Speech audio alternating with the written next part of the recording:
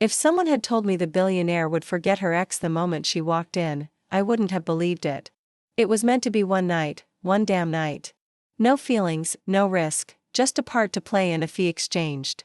Yet when Amelia Voss stepped from the sleek black town car and slipped her arm through the stranger's, something knifed through her chest, dangerously close to anticipation. She despised that sensation, especially tonight.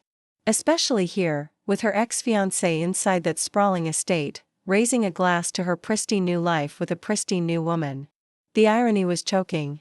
Amelia Voss, billionaire tech mogul, Forbes' darling, woman who'd built an empire before turning 35, was crashing her ex's engagement party with a fake girlfriend on her arm.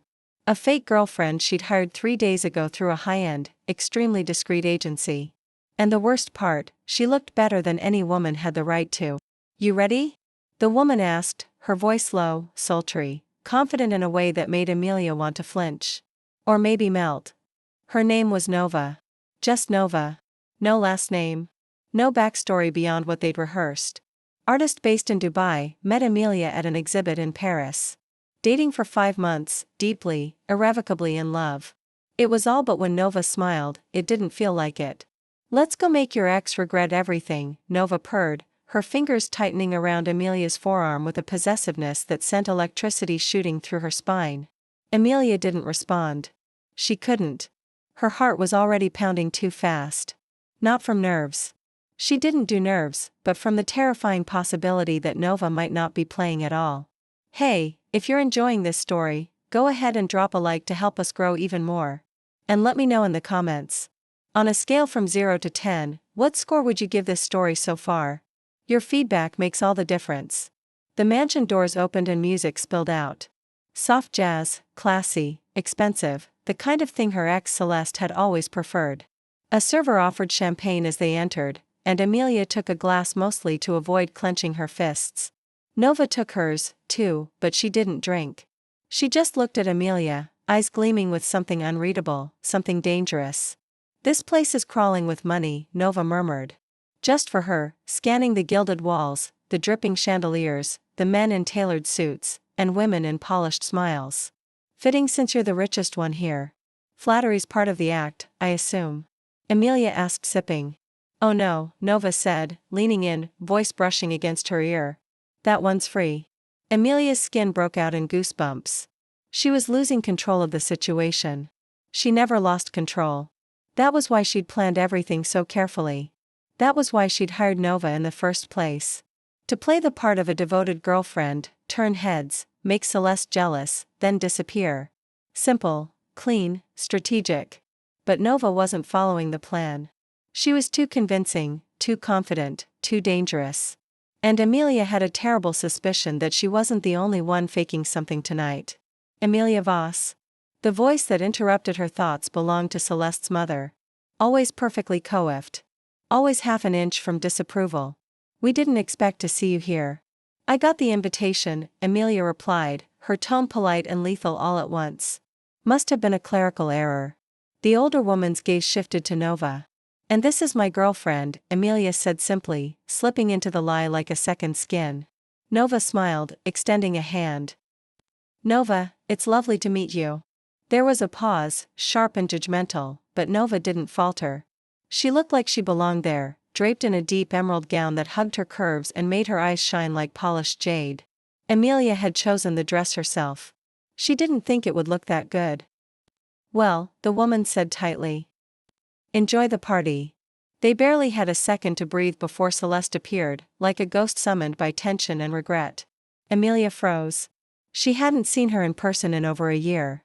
Celeste looked radiant, of course, golden, effortless, still wearing the same perfume Amelia could smell in her dreams. And yet her smile faltered the second she saw Nova. "Amelia," she said. And there it was, that soft lilt, that fake surprise. "You came." "Would have been rude not to," Amelia replied, voice smooth, steel-wrapped. "Congratulations, Celeste. And who's this?" Celeste's gaze dropped to their interlocked hands. Nova took a step closer to Amelia, her body fitting against hers with practiced intimacy. "Nova," she said, offering a devastating smile. "Amelia's girlfriend." The word landed like a slap. Celeste blinked. Just once. I didn't know you were seeing anyone. There's a lot you don't know, Amelia said, and for the first time in months, she felt like she'd won something. But Nova wasn't looking at Celeste. She was looking at her. And the expression on her face wasn't part of the act anymore. That was the moment Amelia knew she'd made a mistake. Because Nova wasn't just playing the part, she was stealing the spotlight. She wasn't there to help Amelia reclaim her pride. She was becoming the story. And Amelia was starting to forget which parts were pretend. They spent the next hour weaving through the crowd, pretending to be a couple, pretending to laugh, pretending to be deeply in love. Except Nova didn't seem like she was pretending at all. She touched Amelia like she meant it. Looked at her like she wanted her. And Amelia, despite every warning bell in her head, let herself lean in just a little. Just enough to feel the edge of something that terrified her. "You okay?" Nova asked at one point, eyes searching hers. "You don't have to keep it together for me." "I don't know what you're talking about," Amelia replied, voice tight. "Sure," Nova said softly. "But when you're done pretending to be bulletproof, I'll still be here." That was the second moment Amelia realized she was in trouble. Because for the first time in a year, she didn't want to be alone. She didn't want this night to end. And when Nova kissed her in the corner of the ballroom, soft, slow, devastating, Amelia kissed her back like it was real, like it mattered, like she already knew it would change everything. Amelia hadn't planned on the kiss, not in any of the rehearsed lines or calculated movements she'd laid out for the night. It had been spontaneous, stupid, dangerous. And yet, her lips still tingled from the way Nova had pressed into her, slow and sure, like she knew exactly what she was doing, like she wasn't acting at all. Now back in the guest bathroom of the estate, Amelia gripped the edge of the marble sink, breathing in short, sharp bursts. The room spun just slightly, not from the champagne. She'd barely touched it, but from the unfamiliar sensation of losing control. Nova had seen too much, felt too much, said too much. "When you're done pretending to be bulletproof, I'll still be here." The words had been a whisper, but they echoed now, louder than the jazz drifting through the walls. Amelia looked at herself in the mirror. Perfect makeup, immaculate dress, every inch the image of power. But her eyes betrayed her. Behind them was a storm she hadn't prepared for. A knock sounded at the door. "Amelia." Nova's voice. Low, soft, still too steady. "Are you okay?" "I needed a minute," she called back, forcing steel into her tone. "You kissed me." "You kissed me back," Nova replied without hesitation. There was a beat of silence, then more quietly. "Was it that bad?" Amelia opened the door. Nova stood there with one hand against the door frame, her body relaxed, her expression unreadable. "That's not the point," Amelia said. "Then what is the point?" Nova stepped inside without invitation, closing the door behind her. "That I didn't follow your plan to the letter, or that it felt real and now you don't know what to do with it. This isn't a game." "No, it's not. It's a performance one you hired me to give. So tell me, Amelia, do you want me to turn it down or turn it all the way up?" Her voice had dropped husky and intimate, and Amelia hated how her body responded. Heat bloomed in her chest, her neck, her core. "I want you to remember your role," she said tightly. "Which is what?" Nova asked, stepping closer. "Your fake girlfriend or the woman who just made your ex look like she swallowed a lemon?" Amelia exhaled sharply, turning away. She didn't want to admit how satisfying that moment had been, seeing Celeste's perfect composure crack when Nova's lips touched hers. But it wasn't just about revenge anymore. That was the problem. She didn't want to want Nova.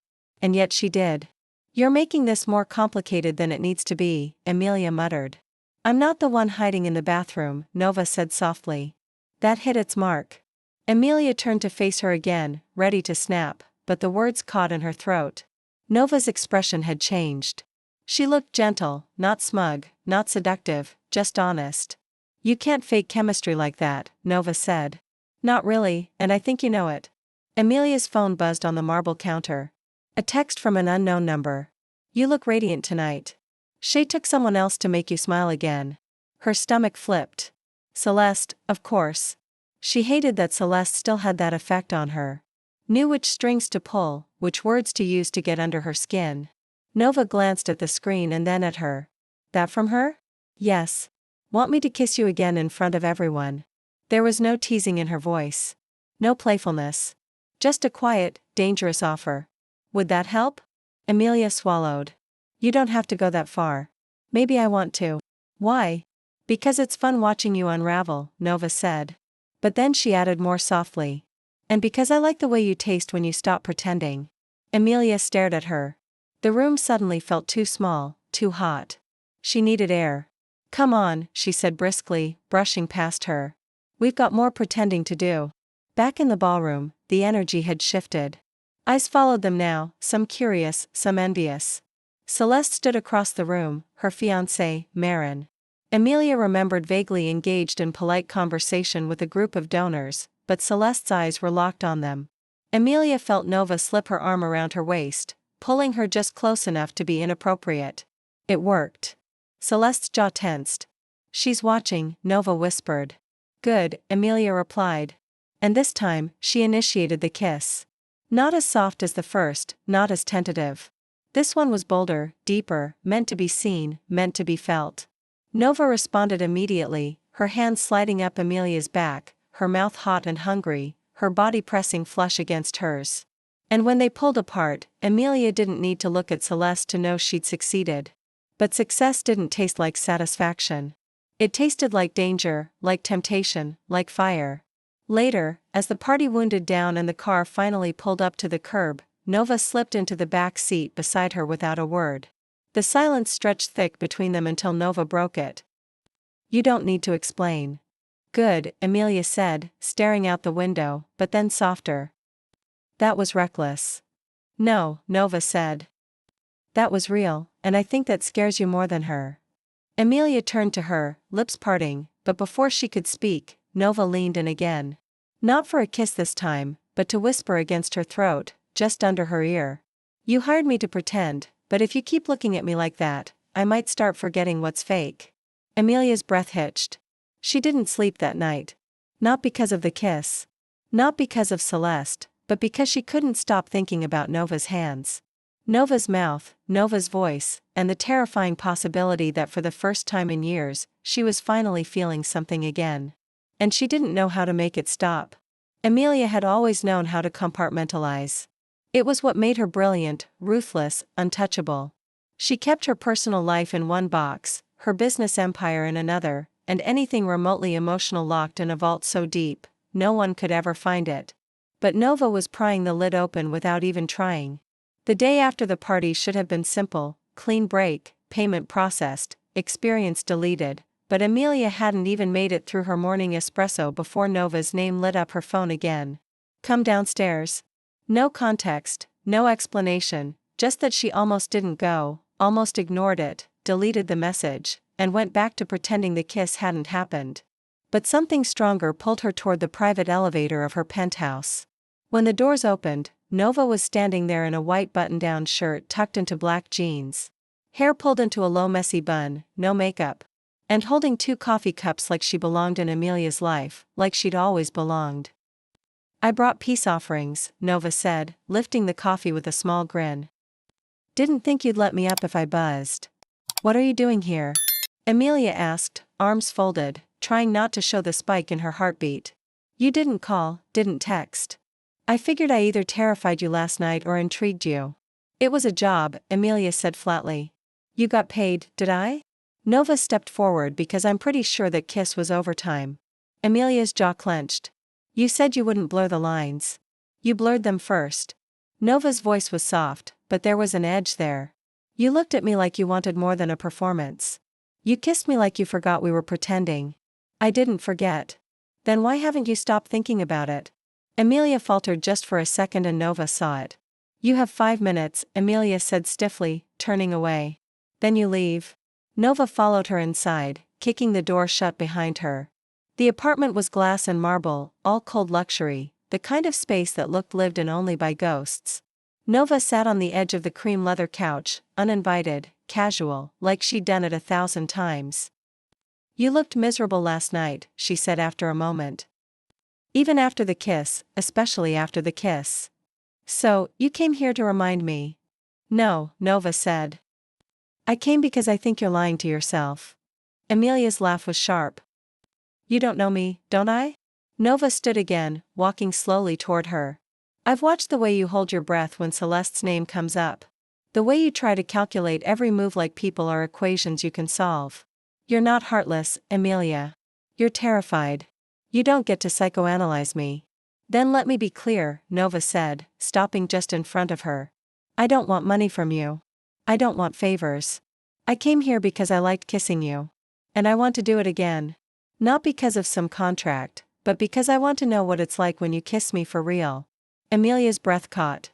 Her walls, always so well constructed, cracked just a little. This isn't how this was supposed to go. I know, Nova whispered. But maybe that's what makes it worth it. The silence between them pulsed like a heartbeat. And then Amelia moved. She didn't think, didn't strategize. She just closed the space between them and kissed her. Rougher this time, more desperate, hands tangled in Nova's shirt like she needed something to hold on to before she shattered completely. Nova responded immediately, her arms wrapping around Amelia's waist, pulling her in until their bodies were flush. The coffee cups dropped to the floor, forgotten. Amelia pushed her back against the wall, her lips trailing down Nova's jaw, her breath uneven. You're dangerous, she murmured against her skin. You make me forget who I am. Good, Nova said, tilting her head to capture Amelia's mouth again. Then maybe you're finally becoming someone real. They made it to the bedroom in a blur of hands and heat. It wasn't supposed to go this far. It wasn't. But the second Nova's shirt hit the floor and Amelia's hands found skin. Reason evaporated. Every kiss, every gasp, every breathless whisper peeled back another layer Amelia didn't know she'd been hiding behind. And for the first time in years, she didn't feel untouchable. She felt seen, raw, alive. Afterward, the silence was heavier than before, but not uncomfortable. Nova lay beside her, sheets tangled around her waist, watching the city skyline through the floor-to-ceiling windows. Amelia sat up, back against the headboard, a rare vulnerability in her eyes. This complicates everything, she said. Nova turned to her. Why? Because I don't do this. I don't let people in. Maybe it's time you start it. What if I ruin it? Amelia asked the question so soft it barely existed. Nova reached out, her fingers brushing against Amelia's wrist. Then ruin me. I'm not afraid of you.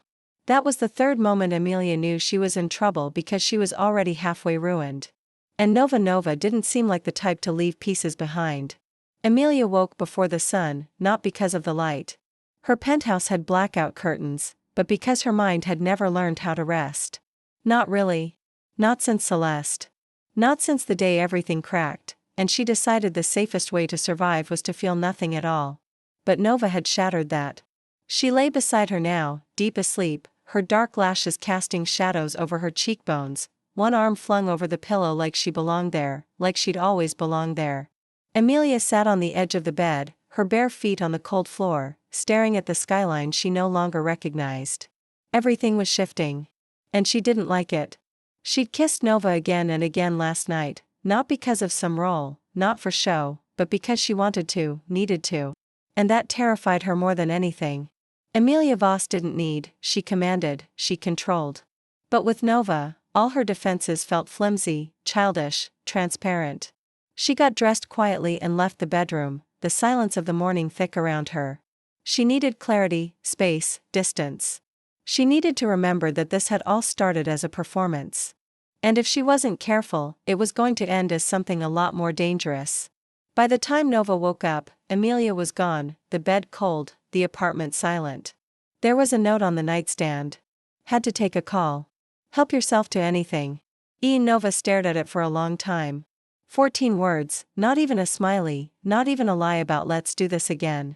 She got dressed, left the apartment without touching a single thing, and didn't look back. Amelia, meanwhile, wasn't on a call.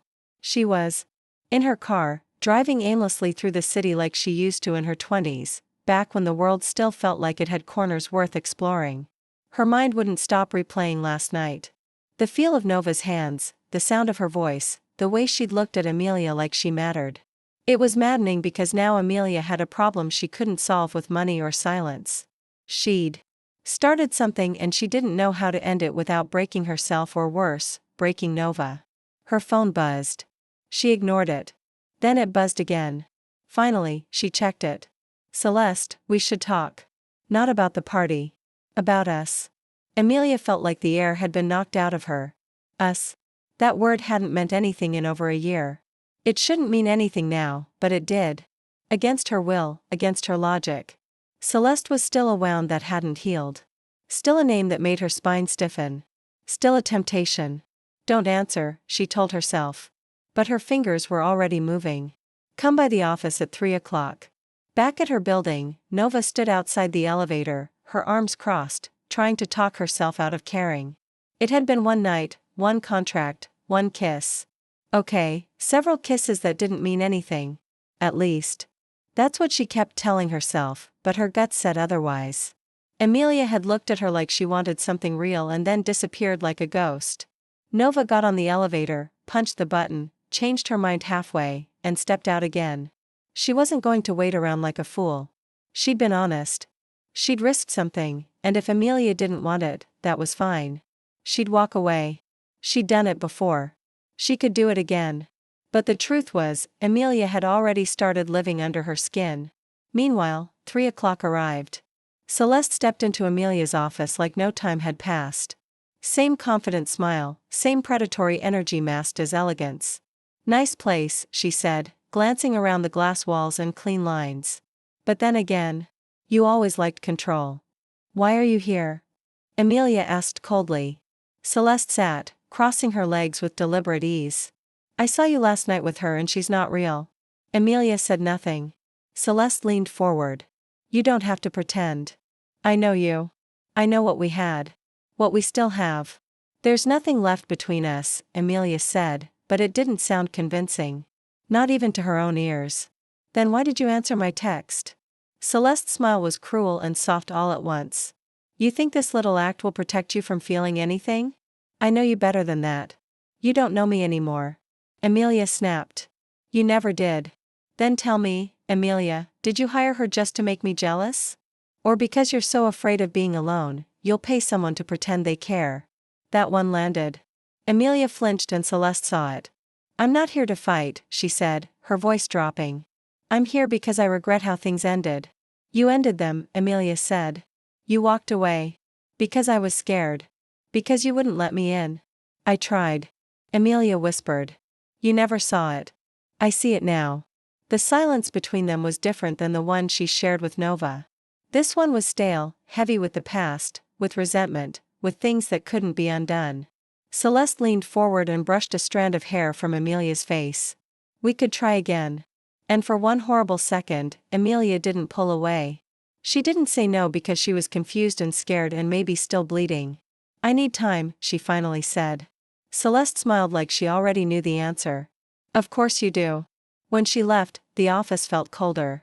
Amelia stared at the city for a long time, her reflection looking hollow in the window. She didn't go home that night. And Nova didn't reach out, but neither of them slept. Nova wasn't angry. Not at first. She was disappointed. And that was worse. Anger was easy, fast, burning over in a flash. But disappointment sat heavy in her chest, lingering like smoke, like a scent that refused to leave her skin. It had been 2 days, 48 hours of silence, no texts, no explanations, not even a lie to soften the blow. Nova had let herself believe just for a second that Amelia might be different, might be worth the risk. That night in the penthouse had felt real, not polished, not rehearsed, raw and chaotic, and full of emotion that couldn't be faked. But apparently for Amelia, it had been just another role, another performance, another way to escape what she couldn't face. Nova tossed her phone onto the couch and paced the apartment. She wasn't good at waiting, and she definitely wasn't good at being forgotten. She had half a mind to walk away, to erase Amelia from her memory, like every other mistake she'd survived. But the other half, the foolish, aching human half, wanted answers. So she sent a message, just 4 words. Say it was nothing, and waited. Amelia read the message on her office balcony, the city buzzing below her, a glass of untouched bourbon in her hand. Her throat tightened. She could barely breathe. Nova's words were a punch to the ribs. Not angry, not bitter, just devastatingly clear. She hadn't said anything because she didn't know what to say. She didn't know how to apologize for something she hadn't meant to ruin. And yet somehow she had. She typed, deleted, retyped.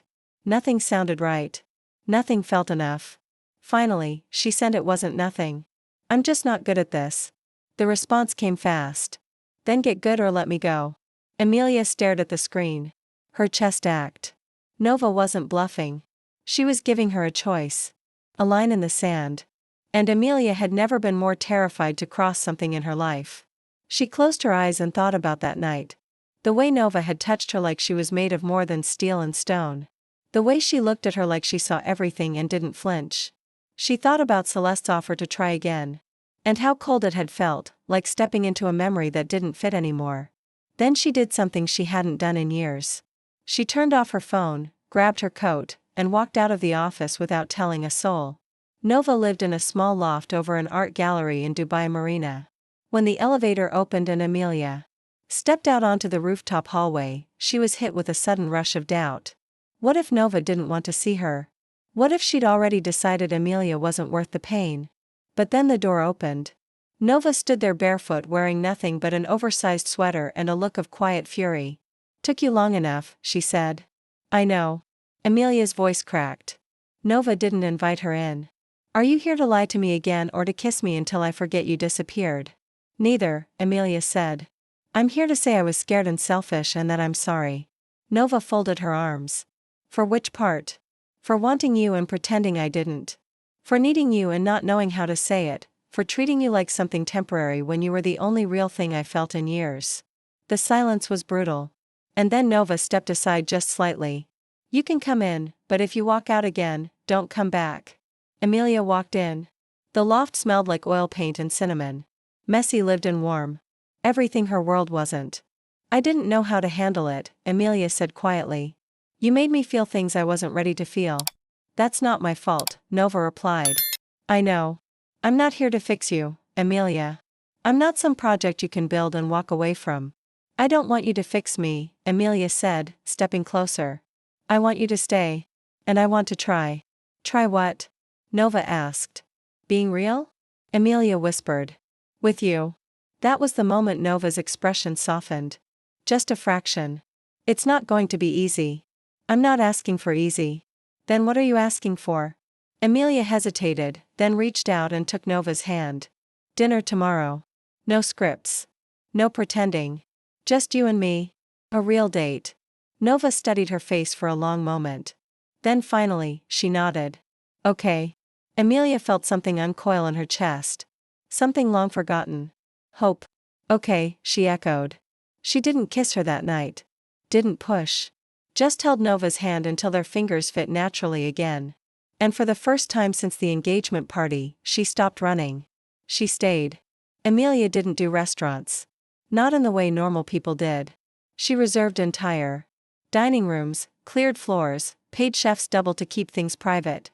She wasn't being dramatic. She was being careful. Her name attracted attention. And after what had happened between her and Nova, the last thing she wanted was an audience. But Nova didn't want control. She wanted real. So Amelia made the reservation. At a quiet rooftop spot in Jumeirah Lake's towers, the kind of place she'd normally avoid. It was dimly lit, all warm wood and hanging plants with a view of the city that felt intimate instead of grand. Vulnerable, not performative.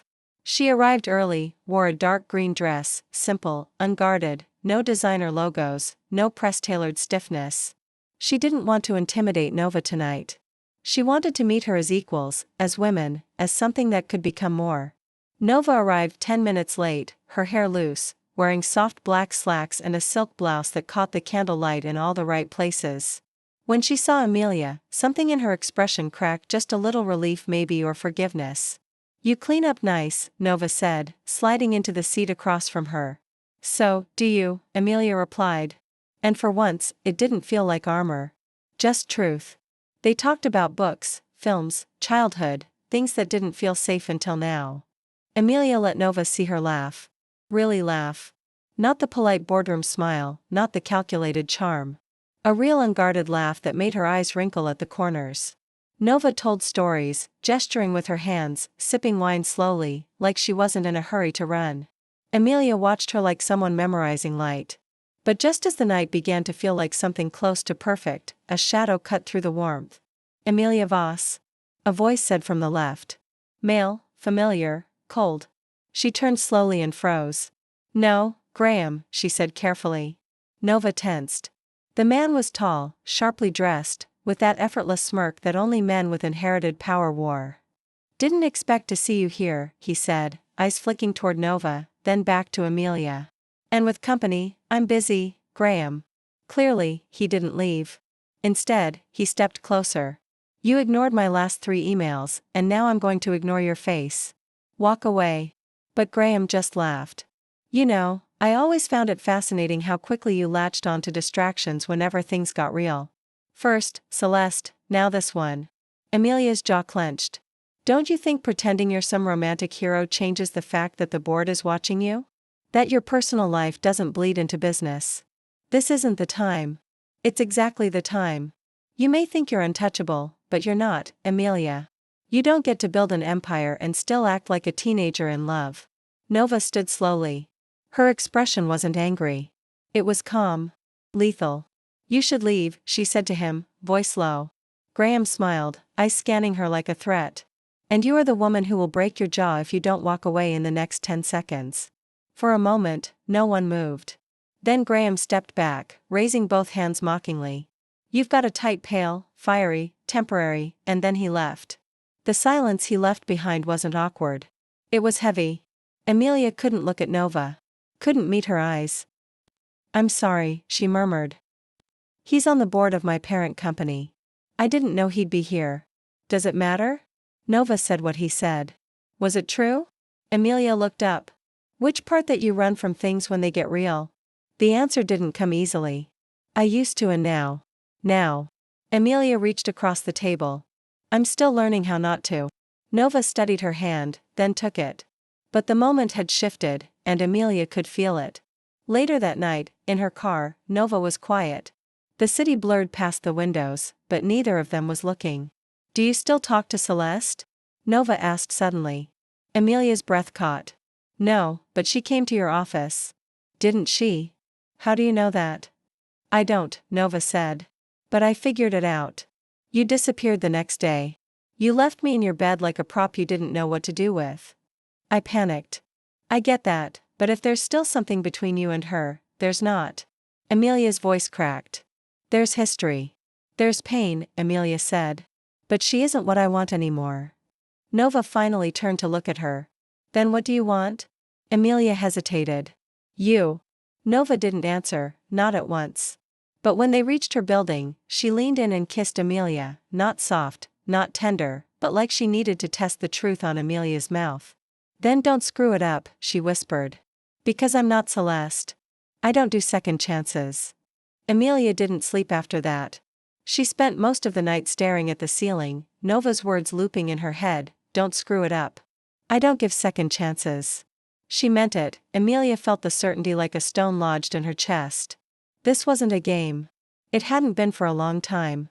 Nova was no longer a distraction, no longer just a shield against Celeste. She was the risk Amelia wanted to take. But wanting wasn't enough. Amelia had built her life with steel and silence. Now she had to dismantle those walls, brick by brick, and she didn't know how.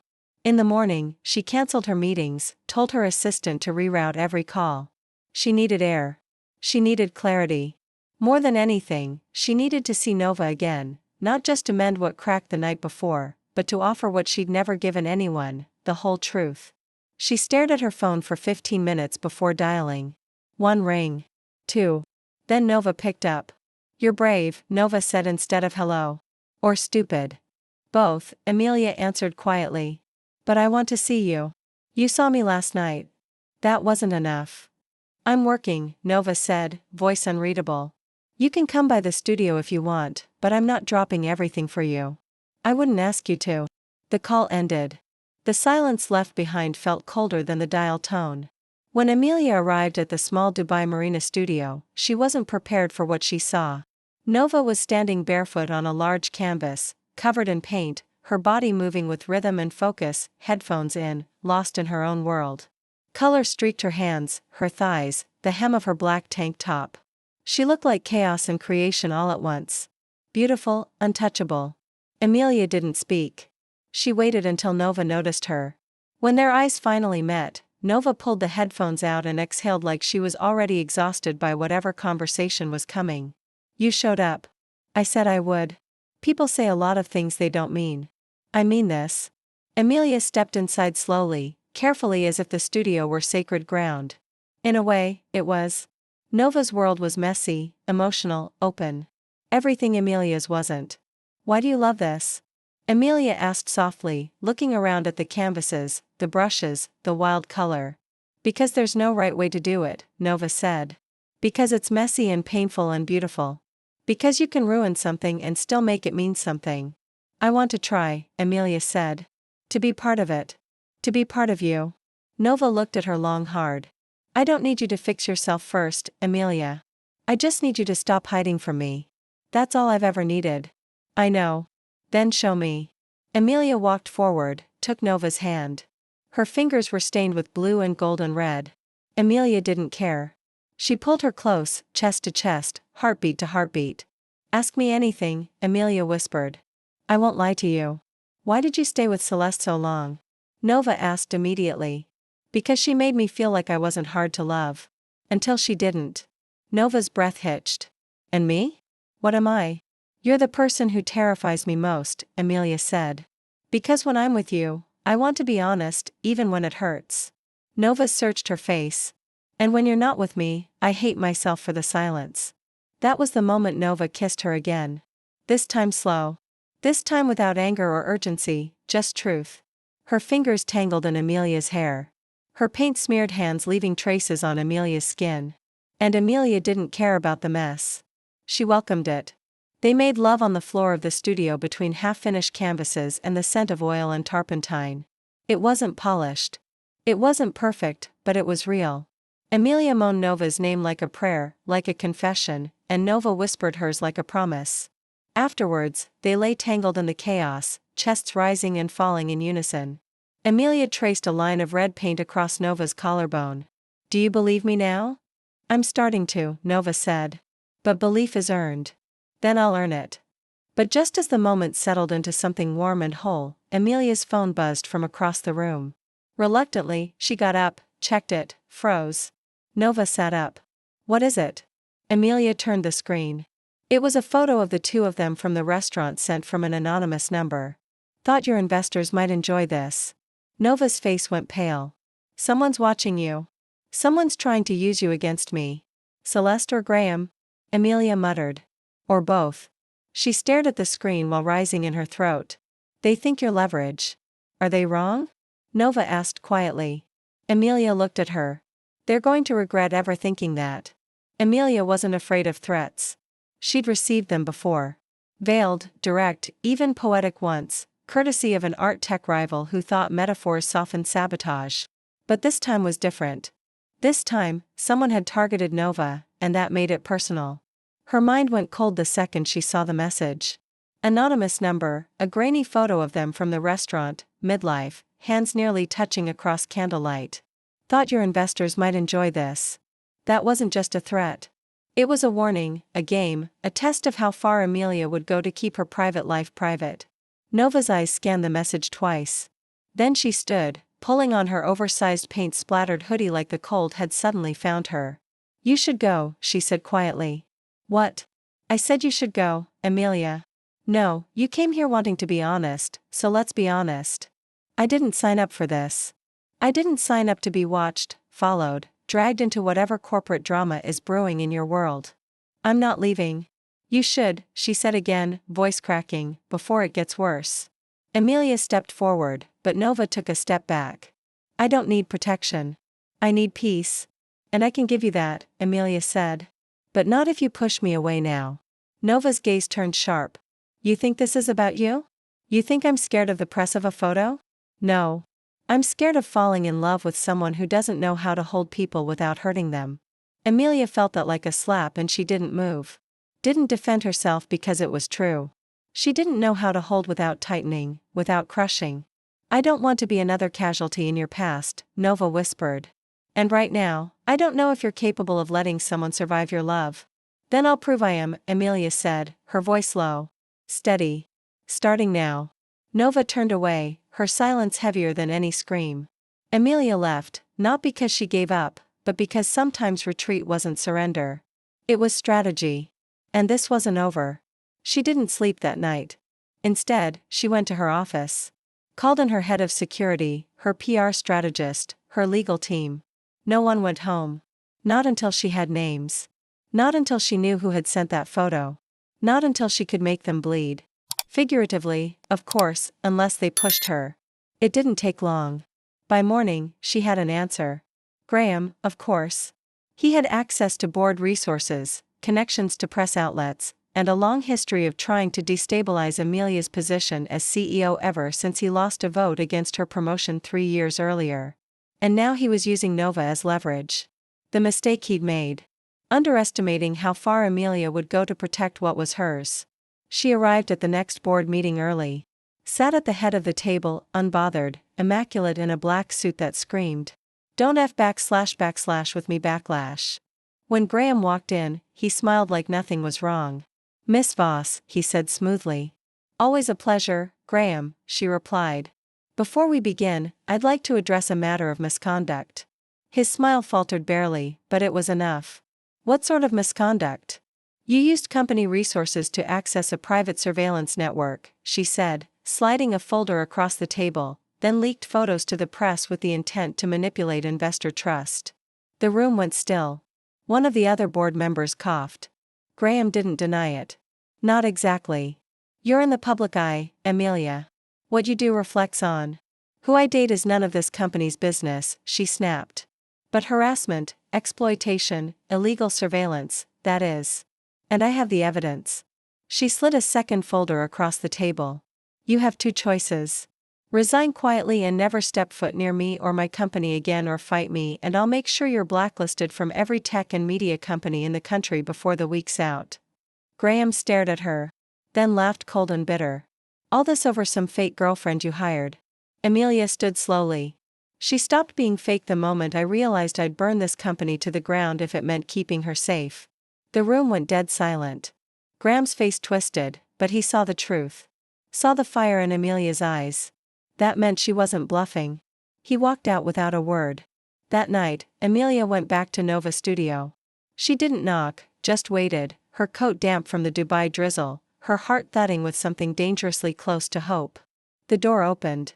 Nova stood there barefoot, quiet, tired. "You're soaked. I know you look like hell." "That's fair. What do you want, Amelia?" Amelia stepped into the light. "I want to show you who I am when I'm not scared. When I'm not hiding. I want to tell you that I destroyed a man's career today because he threatened you. Because you matter to me. Because I don't want to protect you like an asset. I want to fight for you like someone who finally knows what love is." Nova didn't speak. Her lips parted, but no words came out. "I've never said that before," Amelia whispered. "Not like this. Not when it meant something." Nova looked at her, looked into her, and slowly, quietly, she pulled Amelia inside. "Then prove it," she said. "Stay. Don't disappear this time. I'm not going anywhere." And she didn't. Amelia woke up in Nova's bed, tangled in warm sheets and soft breath. For a moment, she didn't move, didn't speak. She just stared at the cracked ceiling and listened to Nova's breathing beside her, steady, real, grounding. There had been no sex that night, no urgency, no heat, just limbs wrapped around each other, skin against skin, and a silence that for the first time didn't hurt. It healed. She hadn't needed to prove anything with her body. She had shown everything with her presence. And Nova had let her stay. That was the win. But with morning came the wait. The question that always followed something beautiful. Can I keep it or will I break it like everything else? Amelia sat up slowly. Nova stirred, eyes fluttering open. "You're still here," she whispered, voice husky from sleep. "You sound surprised a little," Nova said, shifting onto her side. "I've never seen you like this." "Like what?" "Soft." Amelia gave a dry laugh. "Don't get used to it." "Oh, I plan to." The silence stretched again, but it was sweet this time. Comforting until Nova spoke again. "So, what happens now?" "What do you mean?" "You torched a man's career for me. Confessed you love me. Stayed the night. Feels like something shifted." Amelia nodded. "It did. Then what's next?" Amelia hesitated. "I don't know." Nova studied her. Do you want this to be public? Us. Eventually. Eventually means you're still afraid. Eventually means I want to do it right. Amelia said, not out of reaction. Not out of rebellion. I want to be with you because it's us, not because it's news. Nova nodded. She understood, but something in her eyes dimmed just slightly and Amelia saw it. You don't believe me. I do, Nova said. I just don't trust time or timing. Amelia wanted to reach for her, but her phone buzzed again and again. She checked the screen. Dozens of missed calls, emails, news alerts. Her name was everywhere. But not because of Graham. Because of something else, something worse. Celeste. Amelia Voss's former fiancé tells all. She used me like she's using her new girlfriend. Nova sat up. What is it? Amelia's throat tightened. It's Celeste. She opened the article. There were photos, quotes, statements from sources close to the couple, accusations, manipulation, implications that Nova had been bought like an accessory in Amelia's revenge fantasy. She went public, Amelia whispered. She told them everything. Everything? Nova asked carefully. The party asked that I hired you. Amelia looked up. She's painting you as a prop. Nova's face went still blank. Well, she's not wrong about the beginning, but she's wrong about everything else. Is she? The question cut deeper than Amelia expected. Nova, I agreed to this, Amelia. I agreed to pretend to help you make a point. So, maybe I was a prop. Maybe I let myself believe it was more. It is more. You know it is. Then, why does it still feel like I'm standing in her shadow? Nova stood, grabbing a hoodie from the floor. I told you I wouldn't survive being another casualty in your past. You're not, Amelia said, standing too. You're not her, and I'm not who I was with her. This is different. Nova's eyes filled. Not with anger, but something worse. Doubt. Then prove it publicly. Now. Not eventually. Not when it's convenient. Now. You want me to go public with us? I want to stop being something you're afraid to name. Amelia stared at her. Her heart thudded like a warning. She wasn't afraid of business battles, corporate takeovers, hostile investors. But this was terrifying because it meant letting the world see, letting them tear her apart, letting them get to Nova, too. But love, real love wasn't private. It didn't live in silence. Okay, Amelia said, voice steady. Let's do it. Really? Right now. She grabbed her phone. Opened her social media app. Took a photo. Nova, still raw, hoodie half on, no makeup, eyes wary. She snapped it anyway. Typed the caption. This is Nova. She's not a distraction. She's not a prop. She's the reason I'm becoming someone better. And I love her. She hit post. The silence afterward was deafening. Nova stared at her. You didn't have to do that. You asked me to, but you didn't hesitate. No, Amelia said, because if I lose everything because of this, at least I'll know I finally chose right. Nova crossed the room slowly and kissed her like a storm breaking. No more pretending, no more shadows, just truth, just them. Finally them. Amelia woke up in Nova's bed, tangled in warm sheets and soft breath. For a moment, she didn't move, didn't speak. She just stared at the cracked ceiling and listened to Nova's breathing beside her, steady, real, grounding. There had been no sex that night, no urgency, no heat, just limbs wrapped around each other, skin against skin, and a silence that for the first time didn't hurt. It healed. She hadn't needed to prove anything with her body. She had shown everything with her presence. And Nova had let her stay. That was the win. But with morning came the wait. The question that always followed something beautiful. Can I keep it or will I break it like everything else? Amelia sat up slowly. Nova stirred, eyes fluttering open. You're still here, she whispered, voice husky from sleep. You sound surprised a little, Nova said, shifting onto her side. I've never seen you like this. Like what? Soft. Amelia gave a dry laugh. Don't get used to it. Oh, I plan to. The silence stretched again, but it was sweet this time. Comforting until Nova spoke again. So, what happens now? What do you mean? You torched a man's career for me. Confessed you love me. Stayed the night. Feels like something shifted. Amelia nodded. It did. Then what's next? Amelia hesitated. I don't know. Nova studied her. Do you want this to be public? Us. Eventually. Eventually means you're still afraid. Eventually means I want to do it right. Amelia said, not out of reaction. Not out of rebellion. I want to be with you because it's us, not because it's news. Nova nodded. She understood, but something in her eyes dimmed just slightly and Amelia saw it. You don't believe me. I do, Nova said. I just don't trust time or timing. Amelia wanted to reach for her, but her phone buzzed again and again. She checked the screen. Dozens of missed calls, emails, news alerts. Her name was everywhere. But not because of Graham. Because of something else, something worse. Celeste.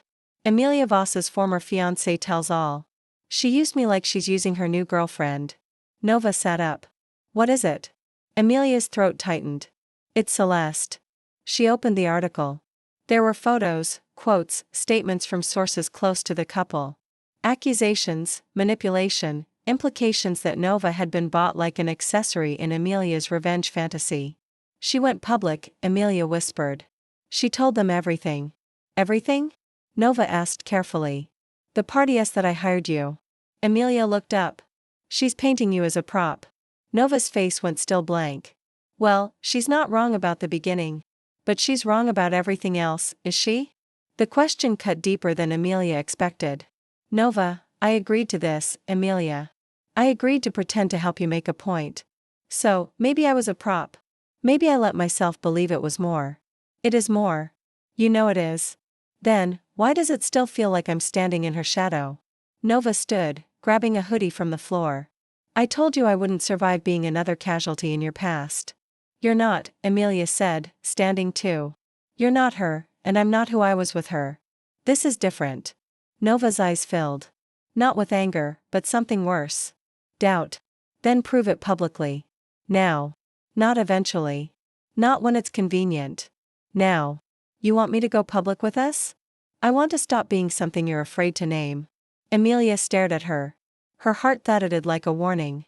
She wasn't afraid of business battles, corporate takeovers, hostile investors. But this was terrifying because it meant letting the world see, letting them tear her apart, letting them get to Nova, too. But love, Ray, all love wasn't private. It didn't live in silence. Okay, Amelia said, voice steady. Let's do it. Really? Right now. She grabbed her phone, opened her social media app, took a photo. Nova, still raw, hoodie half on, no makeup, eyes wary. She snapped it anyway. Typed the caption. This is Nova.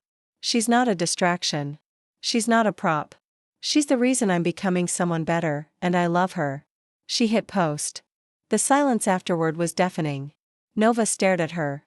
You didn't have to do that. You asked me to, but you didn't hesitate.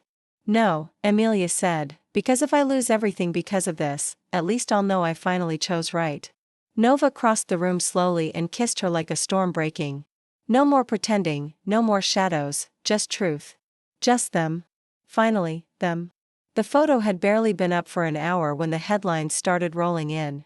Amelia Voss breaks silence. New romance or PR damage control. Nova Quinn from fake date to real problem. Amelia Voss's power play. Love or leverage. Amelia didn't flinch. Not outwardly.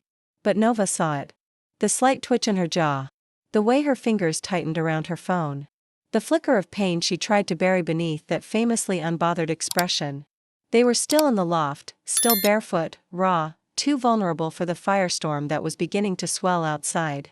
Nova lowered her own phone. They're tearing you apart. I've survived worse. And me? Nova asked softly. Have I? That landed? Amelia looked up, her eyes suddenly filled with something sharp and real. I told you I'd protect you. You can't protect me from the internet, Nova said. Or from your past, or from the way the world thinks love is a performance when it belongs to people like us. I'll shut it down, the press, the investors. I'll handle it. You can't fix this like a hostile takeover, Amelia. Nova's voice cracked. You can't throw lawyers and money at it and expect it to go away. This is me. My name, my face, my art. Everything is public now. Amelia stepped forward. Do you regret it? Nova hesitated. No, but I'm scared. So am I. They stood in that truth for a long time. Two powerful, stubborn women suddenly reduced to something delicate and real, human. Later that day, the backlash found Nova directly. A gossip blog twisted her work into mockery. A jealous critic accused her of sleeping her way into relevance. Her gallery's social media was flooded with vitriol, threats, slurs, doubt disguised as curiosity. People wanted to break her, not because she had done anything wrong, but because she had been seen. And Nova tried to ignore it for hours until the messages became too much. She threw her phone across the room. It shattered against the concrete. Amelia was there in seconds. What happened? Nova didn't answer right away. She just sank to the floor, back against the wall, hand shaking.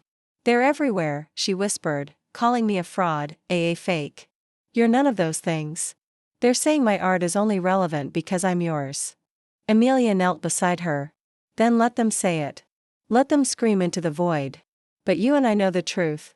And I swear to you, Nova, I will not let them erase you. Not because of me. Not because of us." "I don't know if I can do this," Nova said. "I thought I could, but I didn't think it would be this ugly." "Then let me be the one they aim at. Let me take the fire." Nova looked at her, tears trembling in her lashes. "But you'll burn, too." "I've already burned," Amelia said. "For years, I just didn't have anyone to burn for." That night, Nova didn't ask for space. She asked for closeness, for warmth, for silence. Not because they had nothing to say, but because they finally didn't need to speak to be understood. They stayed curled up on the couch, wrapped in one blanket, one body, one heartbeat, until Amelia's phone buzzed. A different kind of alert. Priority urgent board update. Shareholder vote called for emergency leadership review. Nova saw the screen. "What does that mean?" Amelia exhaled. "It means they're trying to remove me." Nova's breath caught because of this. "Because they see me as unstable, distracted, weak." "You're none of those things." "But they don't care. They care about stock prices. Optics controlling the narrative." Nova stood. "So what do? We fight. And if they force you out," Amelia looked at her, jaw firm, fire in her eyes. "Then I lose the company, but I don't lose you." Nova swallowed hard. "You might lose everything." Amelia stepped forward. "Then let me ask you this. If I give up everything for us, will you stay?" Nova didn't flinch. She stepped into her, pressed her hand against Amelia's heart. "Yes." And that was enough. Even if the world burned tomorrow, they had this for now. For real. The boardroom was ice. Not in temperature, but in energy. Every seat filled with polished ambition and thinly veiled judgment. They didn't look at her the way they used to. Not as the untouchable tech visionary, the prodigy CEO. Now they saw a liability. A woman who dared to fall in love in public. Amelia walked in wearing a deep navy suit, not black. Black was for mourning, and she refused to walk into this room like she was already defeated. She carried no notes, no script, just truth. Her assistant tried to hand her a folder on the way in. She didn't take it. She didn't need numbers. She needed fire. "Miss Voss," the chairman said, voice smooth and cold. "This emergency review has been called in response to recent media controversies and the resulting drop in investor confidence. We have prepared a list of questions to know," Amelia said, her voice slicing clean through the room. "You don't get to dress this up as corporate strategy. This is a witch hunt." A few heads turned, some eyes narrowed. "You've all watched me turn this company from a startup into a global force. You've praised my leadership, my vision, my results. But the moment I show the world that I'm human, that I have a heart, you want to strip me of everything I've built. The situation is more complex than that." Another board member said, "Our shareholders are concerned. They're concerned because you've made them concerned." Amelia snapped. "Because one of you, Graham, manipulated internal systems, leaked private information, and spun a narrative that had nothing to do with performance. And everything to do with power. And now you want to clean it up by removing me, hoping the press will forget if the woman at the center of the scandal disappears quietly." "I won't," the chairman leaned back. "It's not personal, Miss Voss. It's only personal," she said. "Because if this were about performance, I wouldn't be standing here. Let me remind you, our revenue is up 23% this quarter. Our last 3 product launches broke industry records. Our user base has tripled in a year. The only thing that's changed is that I stopped pretending to be heartless. I chose to be seen. I chose her." Silence stretched, thick, sharp. Then a board member, a woman older, sharp-eyed, spoke. "Are you saying you're in a relationship with this woman?" Officially, yes. And you hired her first? Yes. A murmur rippled through the room. So, it started as a performance. Yes, Amelia said, unapologetic. But it became something real, more real than any contract I've ever signed. I won't deny it. I won't spin it. And I won't walk away from it to save your headlines. You're admitting to a PR deception, someone else said. No, I'm admitting to being human. The chairman steepled his fingers. If we proceed with the vote, there's a strong chance the board will elect to remove you as CEO. Then vote, Amelia said. But know this, if you vote me out, I walk with all my patents, all my code, all my IP. This company will survive, but it will never thrive without me. And I will rebuild everything I've lost from the ground up without you. The silence was suffocating. The chairman finally exhaled. We'll need time to discuss. Take it, Amelia said. But understand, whatever happens, I will not apologize for loving someone. Not again. She walked out. Didn't wait for their verdict. In the hallway, her assistant stood pale, shaking. Do I still have a job? If I do, Amelia said, you do? She didn't stop moving until she was outside, until the air hit her face. Until she could finally breathe. Then her phone buzzed. Nova, how did it go? Amelia stared at the message, then typed. I didn't back down. A pause, then another buzz, then neither will I. Later that night, she found Nova in the gallery alone, painting in near darkness. She stood in the doorway and watched her. Watched the way she moved like her whole soul was in her hands. You came, Nova said without turning. Of course I did. Did they fire you? They're still deciding. Nova set her brush down, turned to face her. Are you scared? Only of losing you. Then don't. Amelia crossed the room, kissed her, not like someone who might lose, but like someone who had already won. Because win or lose, this was the only legacy that mattered now. The message came at 3:14 p.m. Amelia had been pretending to work, seated at her desk, staring at numbers she didn't care about anymore, sipping a coffee that had long gone cold. The notification buzzed like a warning. The board has reached a decision. Her heart thudded once, then again, but slower, heavier.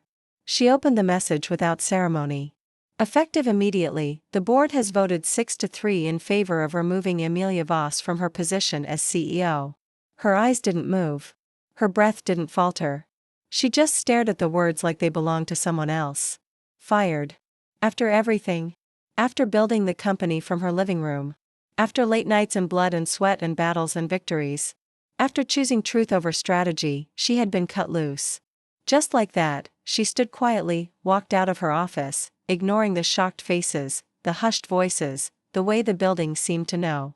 She didn't wait for a car, didn't text Nova. She just walked through the city, through the ache, through the disbelief. The fall of an empire didn't sound like thunder. It sounded like silence. Her silence. But somewhere along the walk, something in her shifted. She wasn't collapsing. She wasn't breaking. She wasn't even angry. She felt something else instead. Freedom. She had nothing to lose anymore. No title, no throne, no cage. She found herself outside the gallery without even realizing it. The lights were on. Nova was inside laughing with two women Amelia didn't recognize. Buyers probably or artists. It didn't matter. Amelia stood there for a moment, watching her through the window, watching the way she glowed. No one had taken that from her. No headline, no lie, no betrayal. Nova was still hers. When she finally stepped inside, Nova looked up and knew instantly they did it. Yes. Are you okay? I think I'm better than I should be. Do you regret it? Only that I didn't do it sooner. Nova walked to her. You're free now? Yes, but I'm also unemployed. Nova smiled. You're not the type to stay unemployed. No, Amelia said, but I might take a few days to remember who I am outside of Voss. You'll figure it out. Not alone. No, Nova said. Not anymore. But the moment didn't stay quiet because her phone buzzed again. Amelia checked it. Another notification, this time from a social feed. Then another, trending everywhere. Hashtag stand with Amelia. Hashtag love is not a weakness.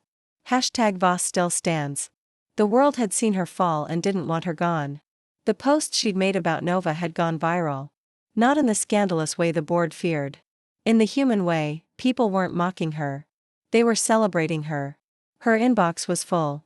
Messages from investors, colleagues, even rivals, offers, support, invitations to speak, to lead, to build again, because something had changed. She wasn't just a CEO. She was someone who chose love. And the world, some of it at least, wanted more of that. I don't think I'm finished, Amelia said. Nova raised an eyebrow. With what?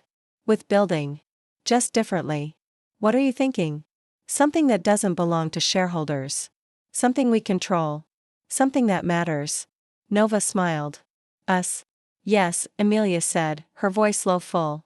And whatever comes next that night, they lay on Nova's couch, scrolling through the flood of support. Artists quoting Nova. Entrepreneurs defending Amelia. Strangers telling their stories.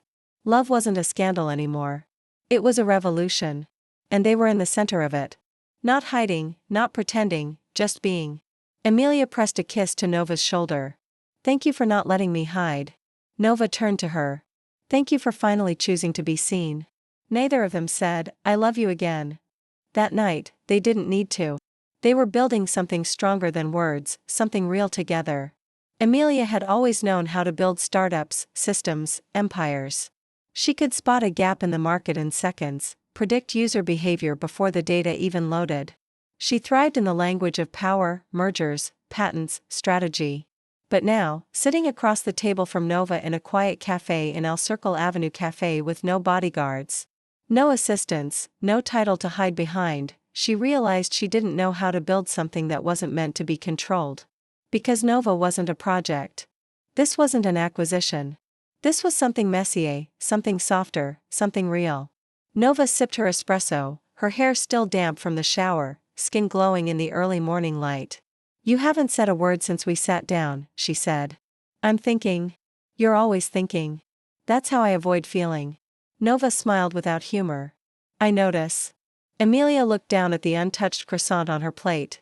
I want to build something new, something we own together. Nova tilted her head. We, you and me, not just romantically, creatively, professionally. Something that matters. Not just tech for profit, but tech for people. That's the ambitious.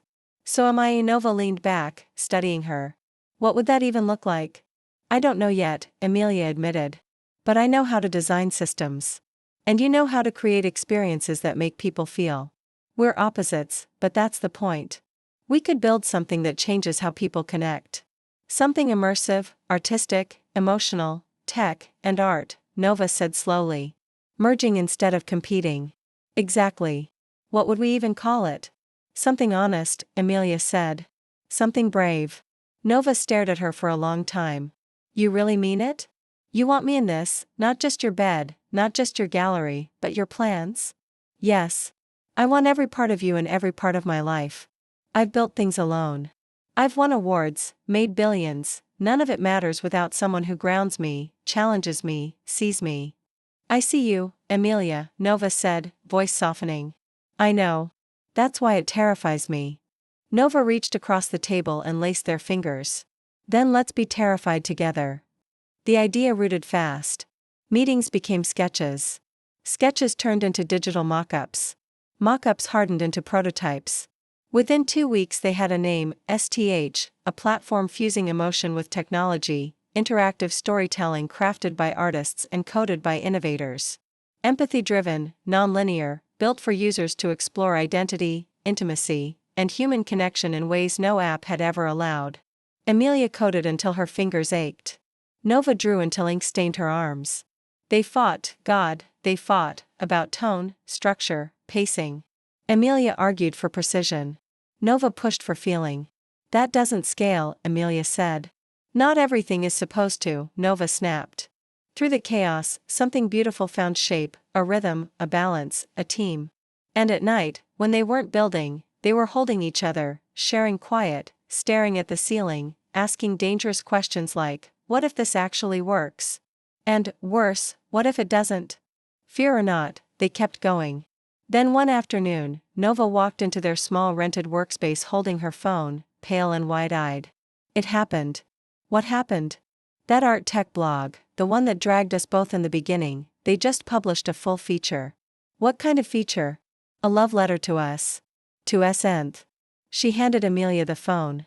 The headline read, "When Tech Found Its Soul Inside the Wild, Messy Beautiful Vision of SYNTH." The article was long, emotional, raw. It praised Nova's vulnerability. Amelia's vision, their tension, their tenderness. "People are listening," Nova whispered. "They're getting it." Amelia didn't say anything at first. Just sat down, exhaled. "We did it. We're doing it." Nova corrected. "This is just the start." That night, Amelia took her to the roof of their building. No press, no show, just city lights and the sound of cars below. "What is this?" Nova asked. Amelia pulled something from her coat pocket. A chain. Silver simple. On it, a small charm.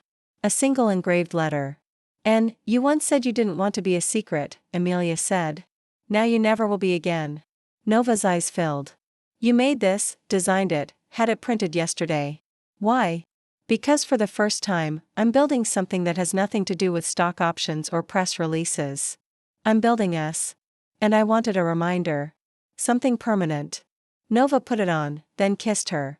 Not fast, not desperate, just full of meaning, of memory, of promise. It wasn't a ring. Not yet. But it was something real. And they weren't just building an app now. They were building a life. The launch of STH wasn't just successful. It was seismic. Within 72 hours, the app had over 200,000 users. Not empty clicks. Not curious trolls. Real people, artists, survivors, lovers, people hungry for something that felt human in a world full of noise. Articles poured in. First from the niche outlets, then the mainstream tech with a soul, the platform that redeefs connection, a queer-led creative revolution. Amelia had been featured before on Forbes covers, in industry power lists, in sanitized interviews about market disruption. But this was different. This wasn't about her success. It was about what she was building with Nova. And that made it dangerous because now everything felt real. Too real. Amelia was used to praise. She didn't know how to carry vulnerability, and vulnerability was exactly what youth demanded. She sat in the back of their new downtown office space, staring at her laptop, watching numbers skyrocket while her chest tightened. Not from fear, from something worse, doubt. Nova entered the room like a storm wrapped in silk. Paint on her wrists, passion in her stride, eyes shining from her last creative meeting. She paused when she saw Amelia. "You okay?" Amelia nodded. "Just tired." "You haven't left that chair in hours." "Neither have you." Nova smiled. "True. But I'm high on this momentum. Can't you feel it?" "I feel something," Amelia said. "But I don't know if it's momentum or pressure."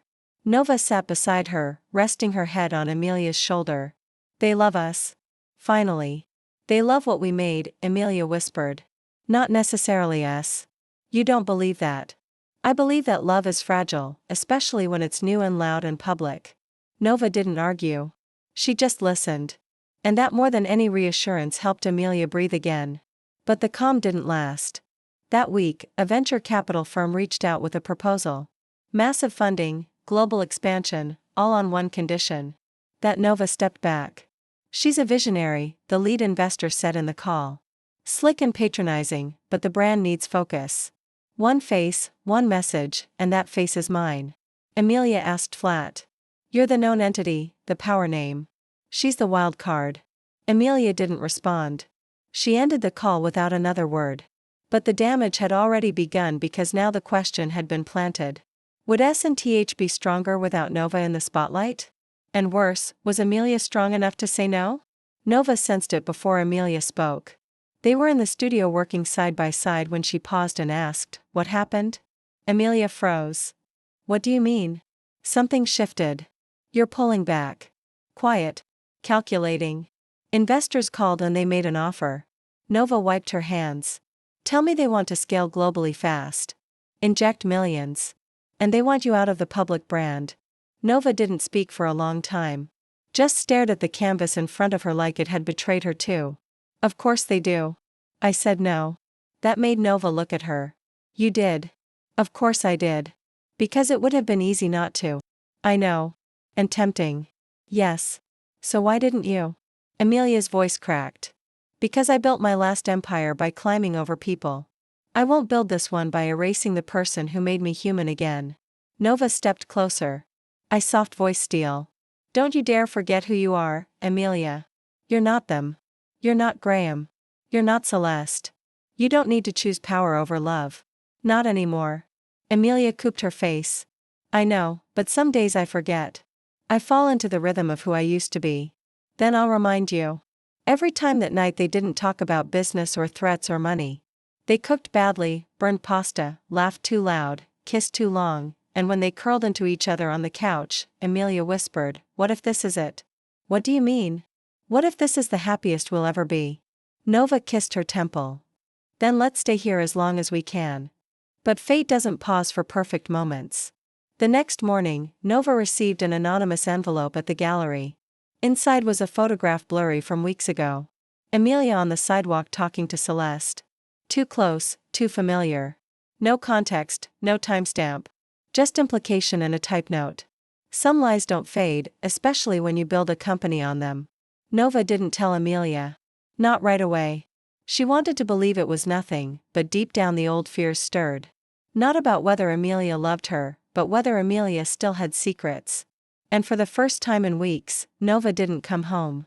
Nova didn't sleep that night. Not because she didn't want to, but because sleep was a kind of surrender, and she wasn't ready to give in to the weight pressing on her chest. The envelope with the photo sat on her kitchen table like a loaded gun. She kept staring at it, waiting for it to vanish, to become meaningless. It didn't. It stayed there, whispering everything she didn't want to hear. That maybe she'd fallen too fast, trusted too deeply, given herself too completely. That maybe Amelia hadn't changed after all. That maybe this whole beautiful thing was still being built on secrets. By morning, her phone had buzzed 16 times. Amelia missed calls, texts. "Where are you, Nova? Please talk to me." She didn't answer. Not because she didn't want to, but because she was afraid of what she'd hear. Afraid of the one thing she couldn't unhear. It was nothing. Because if Amelia said that, it meant something. It meant a lie. And Nova had promised herself. Never again. But love has a gravity.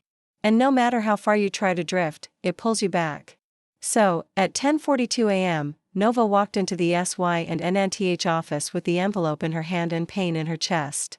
Amelia was there already, pacing, pale, panicked. When she saw her, her whole body stilled.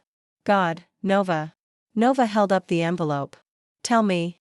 Amelia didn't flinch. She took it, opened it, saw the photo, and closed her eyes like it physically hurt to remember. "She cornered me outside the building, said she wanted closure. I didn't invite her. I didn't want her there. You didn't tell me because I didn't want to give her space in our life. That wasn't your choice." Amelia looked at her, eyes red-rimmed, voice steady. "I was afraid. Not of her, of you, of this. Because I've never had anything worth protecting like this before. I didn't know how to hold it without breaking it." Nova stepped closer, voice tight. "That's not an excuse. I know it's the truth, and I'm sorry. Do you still love her?" "No." "Do you still owe her something?" "Not anymore." "Then tell me one thing," Nova said. "Am I the only truth left in your life?" Amelia stepped forward. "You're the only one I want to build truth with. Everything else, Voss Tech, the board, the titles, that was survival. This is living." For a long moment, the room was nothing but silence. Breath. Heartbeat. Then Nova nodded. "Okay. Okay. Okay. But you don't get to disappear into your silence anymore. If we do this, we do it raw. Open. Loud. No more control." Amelia reached for her hand. "Deal?" That night, they stood in front of a packed venue. An audience of developers, artists, activists, and strangers who had found pieces of themselves in S. It was their first joint appearance. Nova wore black silk and paint beneath her fingernails. Amelia wore no makeup and the necklace she'd made for Nova tucked under her blouse. "People think this platform started with a kiss," Nova said, speaking first. "It didn't. It started with pain," Amelia continued. "And fear and control. But it turned into something real," Nova said. "Not because it was perfect, but because it wasn't," Amelia finished. "Because love isn't clean code. It's messy. It crashes. It burns. But when it works, God, when it works, it rewrites everything," Nova said, and the room stood applauded, cheered, because it wasn't just about the tech anymore. It was about them, about two women who had met in a lie and fought their way into something true. and went global within a month. They declined 5 more investment offers, chose independence, chose each other, moved into a quiet home with wide windows and loud mornings. Built a life of art and light and late-night coding. 1 year later, Amelia asked. No flashbulbs, no headlines, just a question breathed against Nova's neck while they danced barefoot in the kitchen. And Nova said yes. Not because it was flawless, but because it was theirs. In the end, the billionaire who once hired a pretend date to endure her ex's engagement party didn't just reclaim the spotlight, she found her soulmate in the woman who refused to play a role. And the love they built wasn't for display. It was real. It endured. It was home. If you enjoyed this content and want to support the channel in a special way, please click the thanks button below, the one with the heart and $sign icon. With super thanks, you can make a direct contribution to the channel, which helps me keep creating awesome videos for you.